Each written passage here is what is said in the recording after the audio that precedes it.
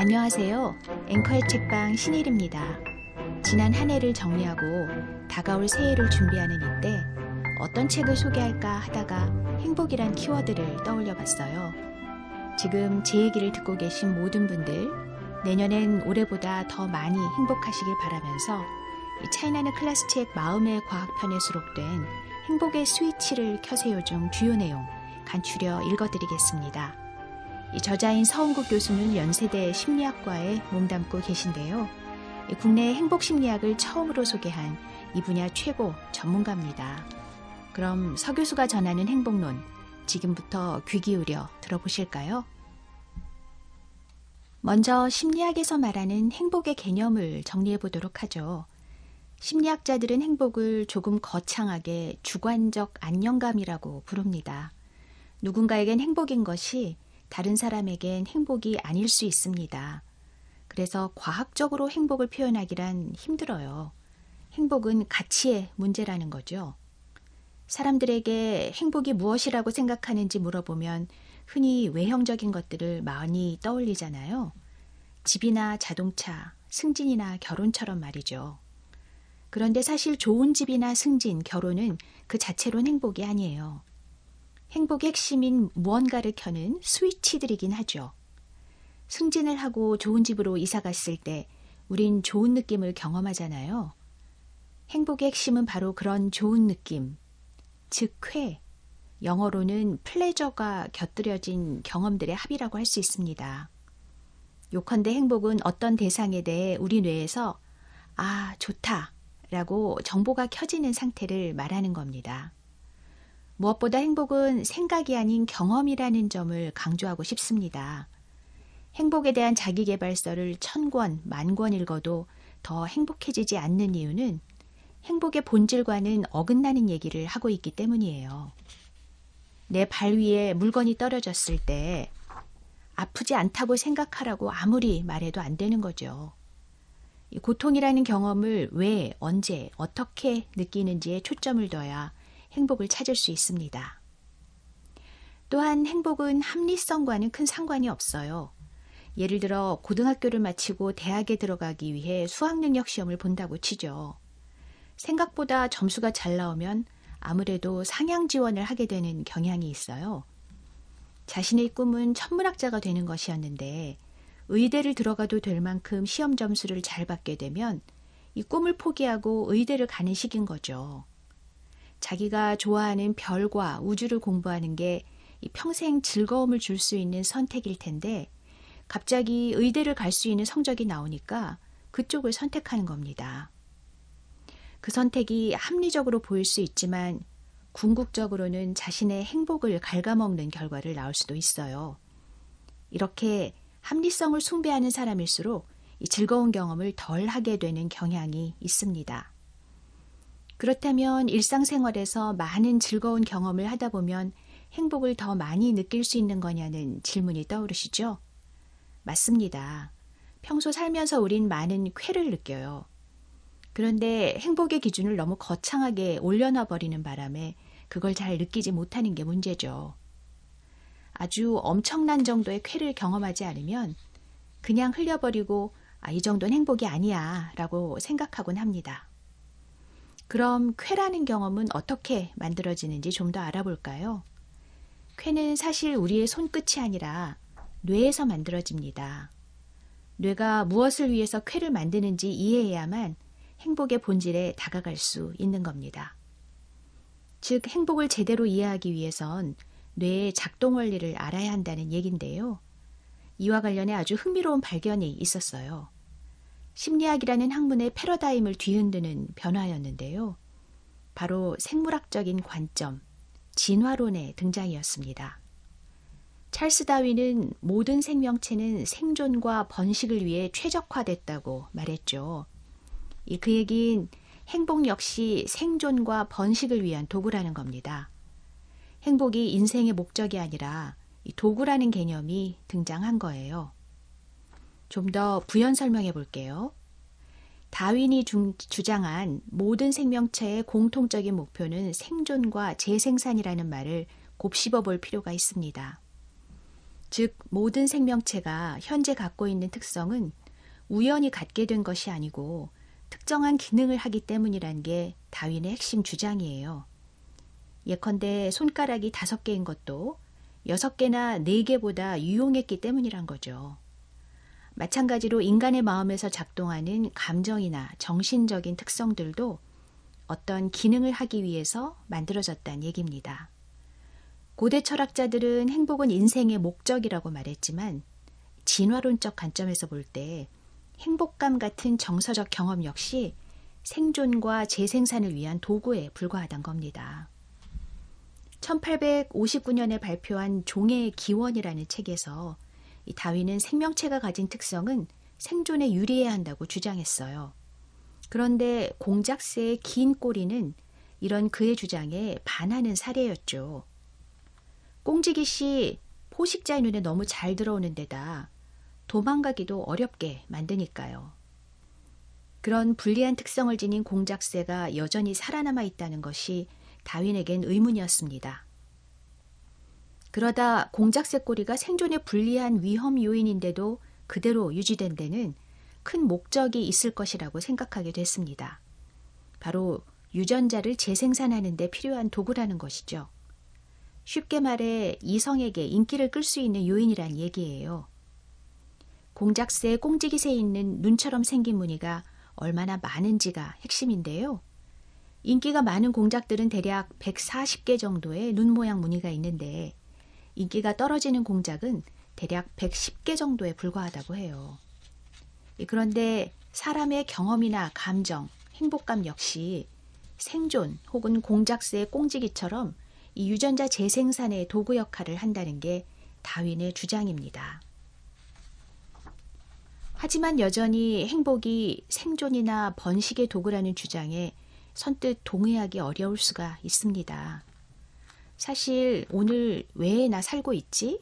라는 질문에 생존을 위해서야 라고 답할 사람은 거의 없잖아요. 하지만 시간을 한번 과거로 되돌려 볼까요? 여러분과 저는 호모 사피엔스죠. 호모 사피엔스가 지구상에 등장한 건 대략 600만 년 전인데요. 우리가 지금 누리는 것들, 예를 들어 신문을 읽고 자동차를 운전하고 강의를 하는 등의 문명 생활을 영위한 건 불과 얼마 전의 일이에요. 호모 사피엔스가 지구상에서 살아온 600만 년을 1년으로 압축한다면 12월 31일 저녁 밤 10시 9분 정도까지 인간이라는 생명체에게 있어서 가장 중요한 일은 어떻게든 먹을 걸 구해서 살아남고 자신의 자식을 남기는 것이었어요. 결국 우리 뇌는 지난 600만 년 동안 생존, 번식, 사냥, 양육과 관련된 노하우들을 저장하는 데 전념해 왔던 겁니다. 그럼 굳이 감정은 왜 필요했던 걸까요? 비유하자면 우리의 뇌는 세포로 이루어진 슈퍼컴퓨터 같은 거예요. 슈퍼컴퓨터가 잘 작동하기 위해서는 윈도우 같은 소프트웨어들이 필요하겠죠.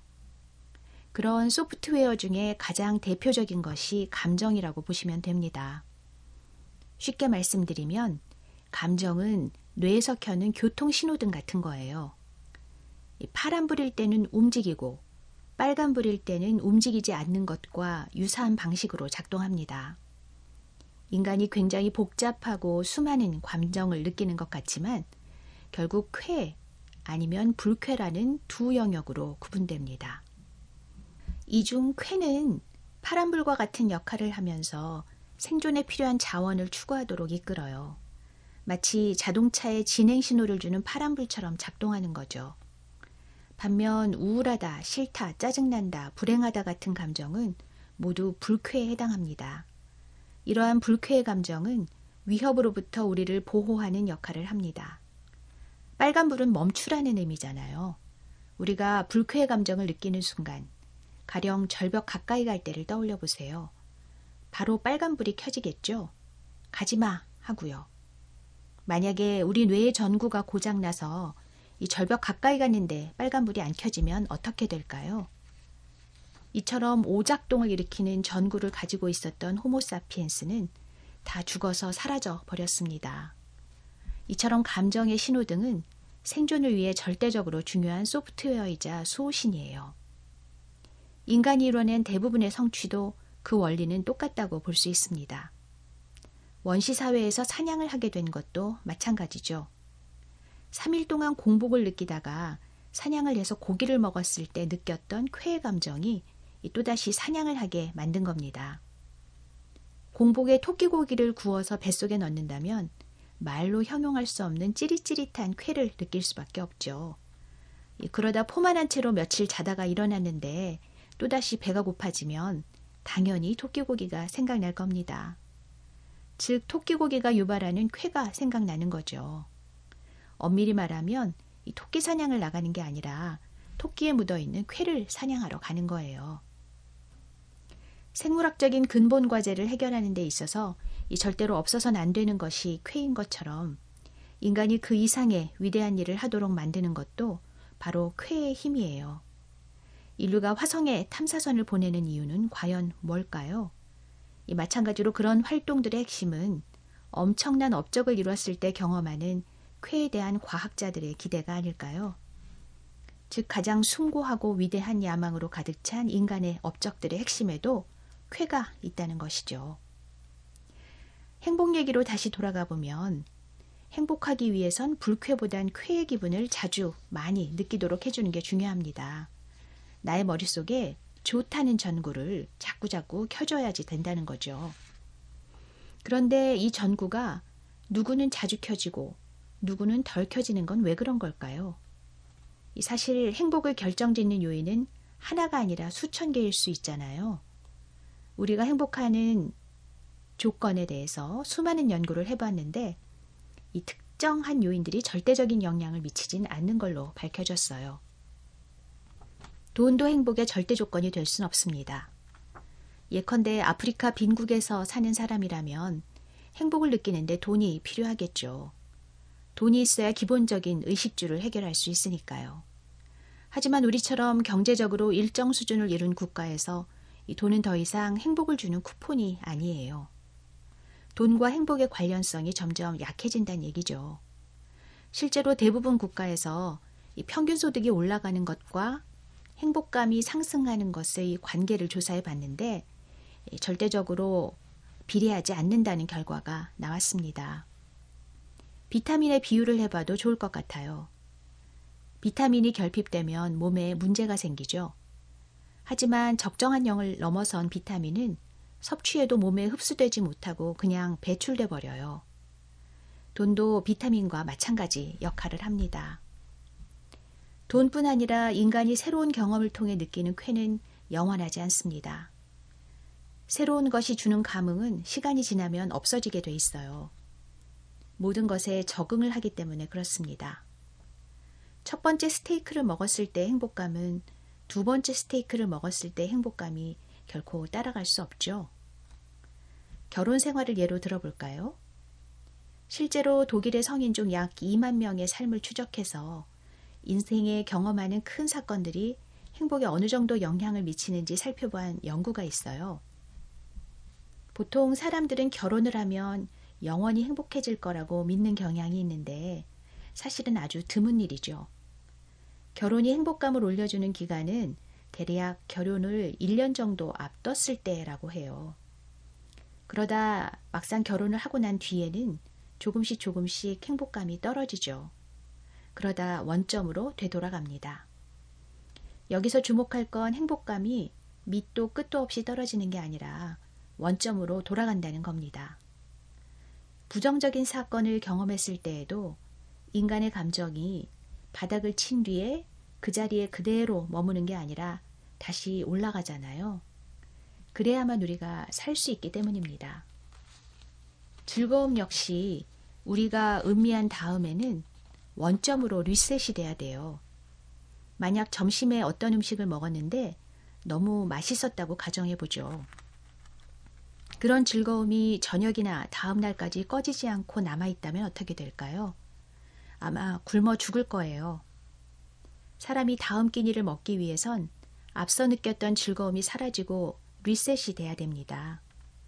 점심을 먹고 경험한 쾌를 꺼버려야만 저녁을 먹을 생각을 할 수 있는 겁니다. 다른 예를 들어볼까요? 만약 회사에서 과장으로 승진을 해서 너무 좋은데 그 좋은 느낌이 영원히 지속된다면 어떻게 될까요? 만년 과장에 만족하고 말겠죠. 이 과장이 된 다음에 한 일주일쯤 있다가는 과장도 별것 아닌 것처럼 여겨져야 그 다음에 부장이 되겠다는 동기부여가 되는 겁니다. 행복의 객관적인 요인들이 행복을 영원히 약속하지 못하는 이유는 이처럼 얼마 안가 시들해지기 때문입니다. 로또에 당첨되는 것 역시 영원한 행복을 보장하지 못해요. 수많은 조사를 통해서도 이 로또에 당첨되면 더 불행해지지는 않아도 평균적으로 더 행복해지지는 않는다고 합니다. 도대체 왜 그런 걸까요? 이렇게 한번 비유를 해보죠. 시냇물 위에 잔잔하게 흘러가고 있는 이파리를 우리의 인생이라고 한번 생각해 봅시다. 그런데 50억 원이란 돈벼락이 떨어질 때 이 이파리 위에 살포시 내려앉는 게 아니겠죠? 흡사 짱돌처럼 떨어질 거예요. 그러면 이파리는 산산조각이 나고 말겠죠. 이처럼 로또라는 예상치 못한 큰 행운이 생기면 좋은 일도 있지만 생각하지도 못했던 일, 예컨대 가족들과 싸우기도 하고 사업을 크게 늘렸다가 망하기도 하는 등 수많은 일들이 벌어지게 돼요. 결국엔 본전도 찾지 못하는 경우가 생기는 거죠. 실제로 복권이 당첨된 사람들과 복권에 당첨된 적 없는 사람들에게 일상의 소소함에서 얼마나 많은 즐거움을 느낍니까? 라는 질문을 하는 실험을 한 적이 있습니다. 그런데 로또에 당첨된 사람들은 일상의 일들을 훨씬 시시하게 느끼는 걸로 조사됐어요. 평소 같으면 친구들과 일상적으로 즐겁게 하던 일들에도 흥미를 잃어버린다고 해요. 심지어 모든 것을 돈으로 해결하려고 하는 모습을 보이기도 하죠. 1991년도에 제가 행복에 관한 연구를 시작했을 때 이 지도교수였던 에드 디너 교수가 썼던 논문의 제목이 행복은 긍정적 경험의 강도가 아니라 빈도라는 겁니다. 행복의 강도에 집중하면 행복은 로또 같은 한 방이라고 생각하게 돼요. 하지만 대부분 그처럼 큰 사건은 10년을 고생해야 일어날까 말까 하죠. 그런데 그 과정에서 잔잔하고 소소하게 겪는 쾌를 경험하지 못한다면 행복과는 거리가 멀어집니다. 승진을 하고 로또를 맞는 경험은 빈번하게 일어나기 어렵고 아예 일어나지 않는 경우도 많으니 행복의 조건이라고 할 수 없죠. 마음속으로 애를 써서 즐거워지려고 하기보다는 자연스럽게 그냥 마주하기만 하면 자동적으로 즐거워지는 것들을 일상의 시간이나 여가 시간에 자주 접하면 좋을 것 같습니다. 이 밖에 행복의 개인차를 결정짓는 유일한 원인은 아니지만 수많은 요인 중에서 가장 큰 영향을 주는 것은 놀랍게도 유전이에요. 쌍둥이 연구가 결정적으로 그런 사실을 입증했는데요. 각각 다른 환경에서 자란 일란성 쌍둥이와 같은 환경에서 자란 이란성 쌍둥이의 행복감과 지능을 조사해 봤습니다. 다른 환경에서 자란 일란성 쌍둥이의 행복감과 지능이 같은 환경에서 자란 이란성 쌍둥이에 비해 훨씬 유사한 걸로 나타났습니다. 일란성 쌍둥이는 공간 지각 능력이나 체중마저 비슷한 걸로 나왔어요. 그만큼 유전의 힘이 강하다는 거죠. 물론 유전만으로 전적으로 결정되는 건 아니고 유전과 환경이 종합적으로 영향을 미치는데요. 다만 행복을 느끼기에 유리하거나 불리한 성격적 특성은 유전자가 만드는 겁니다. 그럼 행복을 느끼기에 유리한 성격적 특성이 뭔지 궁금하실 텐데 대표적인 것이 바로 외향성입니다. 행복과 관련된 연구에서 밝혀진 결과 중 이 외향적인 사람일수록 평균적인 행복감이 좀 더 높다는 것이 확고한 사실로 나타났습니다. 이유가 뭘까요?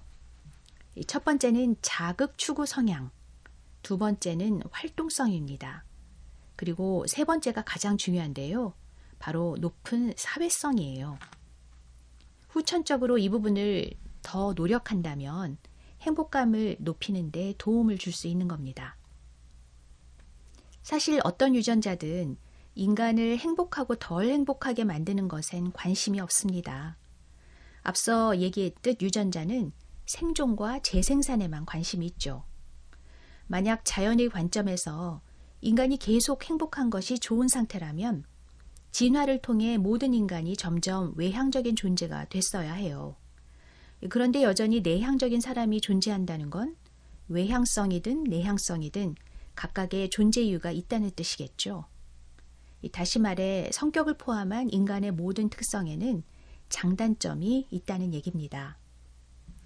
예컨대 초낙관적이고 외향적이고 자극 추구형인 성격이 단점으로 작용한 영국의 탐험가 모리스 윌슨 얘기를 해드릴게요. 그의 꿈은 에베레스트 산의 정상을 밟는 것이었다고 합니다. 그런데 문제는 등산 경험이 전혀 없었다는 것이었어요. 그래서 그가 생각해낸 방안이 바로 이 경비행기를 타고 에베레스트 정상까지 가다가 이 정상 근처에서 추락한 다음에 나머지 거리만 올라가겠다는 것이었어요. 실제로 1934년에 이 계획을 실행에 옮겼지만 그는 정상에 이르지 못한 채 죽고 말았다고 합니다. 행복이라는 관점에서 보면 외향성이 유리하다고 했지만 모리스 윌슨처럼 외향성이 너무 높으면 생기는 문제들도 상당히 많습니다. 다만 최근에 이루어진 연구들을 보면 똑같은 일을 할 경우에 누구나 혼자 할 때보다 친구 등 다른 사람과 함께 할 때 행복감이 더 올라간다고 해요. 그리고 행복감이 올라가는 정도가 외향적인 사람보다 내향적인 사람이 더 크다고 합니다. 앞서 외향성에 빼놓을 수 없는 특성 중 하나가 자극 추구라고 했었잖아요. 그런데 이 자극이라는 게 상대적이란 말이에요. 외향성이 높은 사람은 자극이 80개 정도 있어야 좋다고 느끼는 반면 내향적인 사람은 60개 정도만으로 좋다고 느끼는 거죠. 다만 일상적으로는 이 정도의 자극을 받기가 어렵기 때문에 이걸 채우려는 노력을 일부러 할 필요가 있습니다. 일상에서 받을 수 있는 자극 중에 최고의 자극은 바로 다른 사람이에요.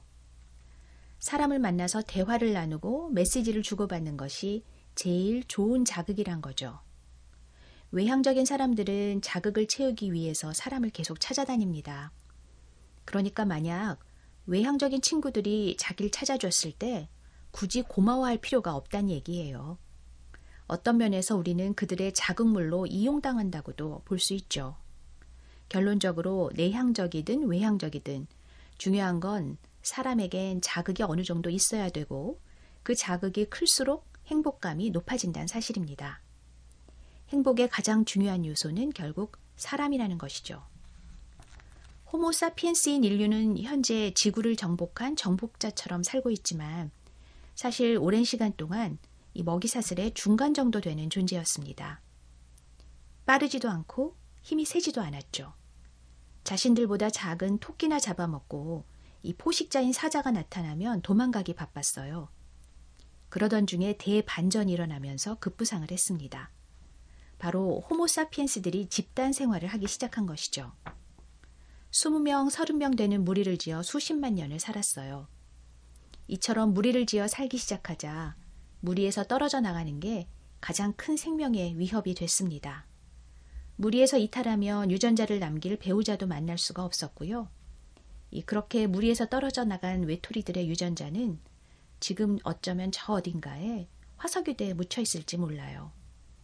반대로 집단 생활을 하면서 살아남은 사회성 좋은 호모사피엔스의 후손이 바로 저와 여러분입니다. 우리가 일상에서 가장 불편해하는, 심지어 두려움마저 주는 느낌이 바로 고독과 외로움이죠.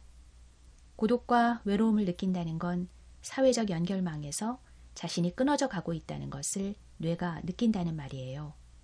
사회적으로 고립되는 게 죽음을 의미하기 때문에 뇌가 신호를 주는 거죠. 실제로 미국은 사망 요인 1위가 사회적 고립이라고 해요. 사회적 관계가 적은 사람들은 심장질환, 뇌졸중 등 질병에 걸릴 확률도 약 30% 높게 나온다고 합니다. 이와 관련된 일화를 하나 소개할게요. 뉴욕에 사는 한 30대 후반의 제프라는 남성이 여자친구랑 헤어지고 나서 극도의 외로움을 이겨내기 위해 작은 프로젝트를 시작했어요. 뉴욕 맨해튼 시내를 걸어 다니면서 전봇대마다 이 누구든 무슨 얘기를 해도 좋으니 나한테 전화 좀 해줘라. 외로운 제프가 라고 적은 전단지를 곳곳에 붙여둔 거예요. 그런데 무려 7만 명이 넘는 사람이 전화를 했다고 해요. 미국뿐 아니라 전 세계에서 전화가 왔는데 그중에는 한국에서 온 전화도 있었다고 합니다. 그런데 그 많은 사람이 제프에게 한 말은 모두 똑같았습니다. 바로 나도 외로워 라는 거예요. 앞서 행복의 전구를 켜기 위해서는 생존에 필요한 것을 찾아 나서야 한다고 했었죠. 행복의 전구를 켜기 위한 필수품이 바로 사람입니다. 외향적인 사람들이 행복한 가장 큰 이유는 바로 사람 때문이에요. 물론 주변에 혼자 있는 게 편하다고 말하는 분들도 있죠. 아마도 그런 분들 중 대다수는 혼자 있는 것 자체가 좋다기보다는 다른 사람과 함께 있는 동안 힘든 일을 많이 겪어서 차선책으로 혼자 있는 게 낫다고 생각하게 된 걸 겁니다. 사실 우리나라가 절대적으로 불행한 건 아닙니다. 다만 경제적인 소득 대비 행복감이 낮다는 말입니다. 그런데 우리와 비슷하게 잘 사는 국가들 중에 행복하지 않은 나라들이 몇몇 있어요. 대표적인 곳들이 일본, 홍콩, 싱가포르 같은 나라들이죠. 이들 국가의 가장 두드러진 특징 중 하나가 강한 집단주의적 유교 사회라는 겁니다. 물론 집단주의에 나쁜 점만 있는 건 아니죠. 사람의 성격과 마찬가지로 문화에도 장단점이 있습니다. 집단주의의 장점은 위기에 빨리 대처할 수 있다는 것이죠. 지시가 내려지면 일사불란하게 움직일 수 있으니까요. 반면 집단주의의 단점은 행복과 관련이 있습니다. 일사불란한 집단 행동을 하려면 평소에 개인의 자유도가 굉장히 낮을 수밖에 없습니다. 국가 행복을 논할 때는 기본적으로 잘 살고 사회적 복지가 잘 갖춰져야 되겠죠. 하지만 그러한 조건들이 갖춰진 국가에서 행복감을 결정짓는 기준은 사람들과의 경험의 질이에요. 누군가를 만났을 때 상대방이 믿을만하다는 생각보다는 조심해야겠다거나 스트레스를 느낀다면 국민소득이 100만 달러가 넘어도 행복감은 낮을 수밖에 없습니다. 예컨대 길거리에서 아무나 붙잡고 도움을 요청했을 때 도움받을 수 있는지를 묻는 설문조사에서 덴마크 사람들은 97%가 그렇다고 대답합니다. 안타깝게도 OECD 국가 중에서 그렇다고 대답하는 비율이 제일 낮은 나라가 한국입니다. 사람에 대한 신뢰가 적어질수록 다른 것으로 거길 채우려고 하죠. 대표적인 게 돈입니다. 그래서 사람에 대한 신뢰도가 낮은 사회일수록 이 물질주의적인 성향이 높아지고 이 물질주의적인 성향이 높아질수록 사회와 타인에 대한 신뢰도는 더 낮아지는 악순환이 벌어지게 됩니다. 제가 몇 년 전에 덴마크에 갔었는데요. 거기서 굉장히 낯선 풍경을 목격했습니다. 길거리에 유아들을 태운 유모차가 그냥 세워져 있는 것이에요. 부모들은 카페나 음식점에서 음식을 먹으면서 즐거운 시간을 보내고 있었습니다. 그들의 표정을 보면 아이들을 길거리에 그냥 놔둬도 아무 일도 벌어지지 않을 거라는 태평한 얼굴이었습니다. 사회 전반적으로 타인과 사회에 대한 신뢰도가 정말 어마어마하다는 걸 느낄 수 있었던 경험이었습니다. 마지막으로 결론을 말씀드리자면 행복은 아, 좋다라는 느낌의 전구가 자주 켜지는 걸 말합니다. 우리 일상에서 이 스위치가 켜질 확률이 제일 높은 상황은 과연 뭘까요? 제 경험으로 말씀드리자면 간단합니다. 바로 좋은 사람이랑 밥을 함께 먹는 거예요. 별것 아닌 것 같지만 정말 중요한 행위라고 할 수 있습니다. 여기서 키워드는 밥이 아니라 좋은 사람에 있습니다. 거창하진 않겠지만 일상의 시간을 무얼 하면서 보내야 할지 한번 생각해 보세요. 행복은 일상의 경험의 차이에서 시작됩니다. 최근의 연구들을 보면 우리가 살아가면서 초점을 둬야 하는 건 물질적 부가 아니라 사회적 부입니다. 내가 사회적으로 얼마나 풍요로운 인생을 살고 있는지가 중요하다는 얘기죠. 한국처럼 물질적으로 풍요로운 사회일수록 행복을 좌우하는 건 돈이 아니라 사회적인 부라는 걸 꼭 기억해 주시길 바랍니다. 지금까지 서운국 연세대 심리학과 교수가 전하는 행복론의 주요 내용을 읽어드렸습니다. 저는 앵커의 책방에서 다음 주에 다시 만나뵐게요.